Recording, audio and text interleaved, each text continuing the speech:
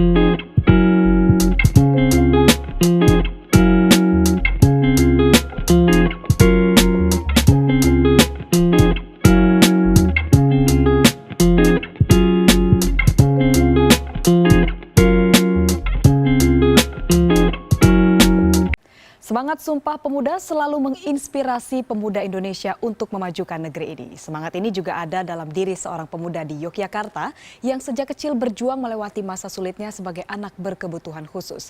Dibantu oleh keluarga dan lingkungannya, kini ia menjadi mahasiswa berprestasi. Kondisinya di masa lalu justru menjadi kekuatan untuk terus memajukan dunia pendidikan Indonesia.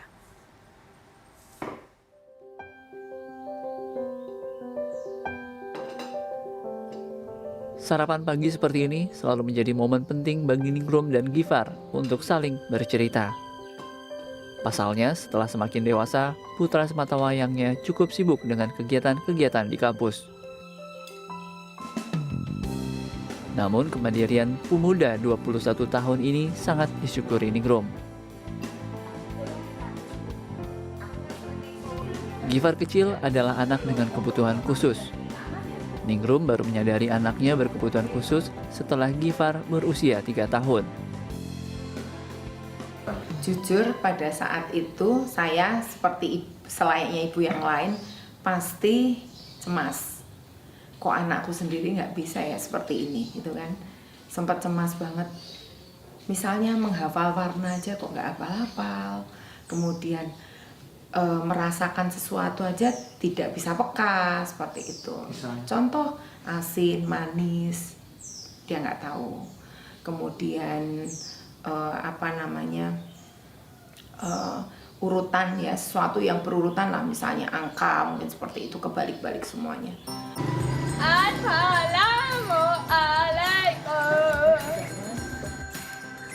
Berbekal ilmu psikologi yang pernah dipelajarinya serta perhatiannya pada dunia pendidikan, Ningrum memutuskan untuk belajar sendiri di rumah bersama Gifar, atau yang kini biasa disebut dengan homeschooling hingga usia SMA.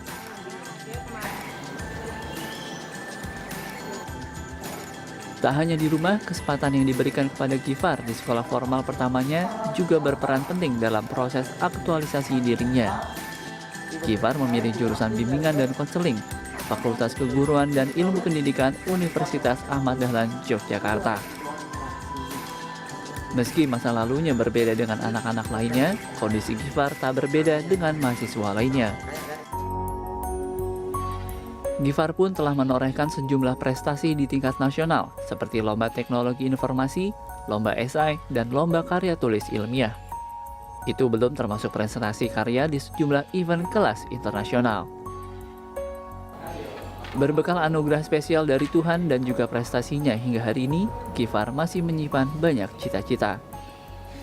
Saya berharap semoga saya bisa terus belajar. Saya setelah lulus dari perguruan ini saya bisa lanjut kuliah lagi. Saya ingin kuliah di luar, insya Allah.